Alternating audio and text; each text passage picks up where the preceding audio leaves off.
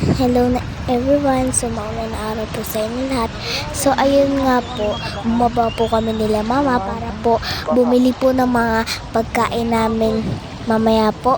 So, ayun po, pagbaba po namin is sobrang baha po ng mga pinupuntahan po namin. Ayan po, sobra po. And ayun, tinalay po namin umatras kung kaya po ba ng motor. Pero hindi ito po siya kinaya. Baka kasi po masira din po yung motor. And kailangan po natin unahin yung ligtas natin para hindi din po tayo magkasakit sa atin.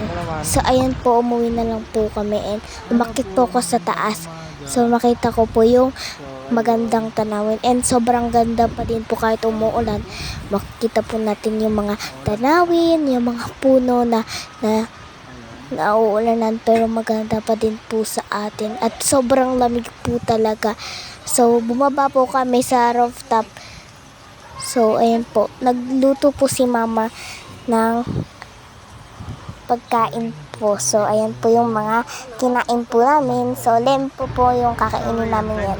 So ayan po, pumasok na po si papa sa trabaho and ayan po, nagkaroon din po ng baha. So hindi na lang po papasok si papa kasi po sobrang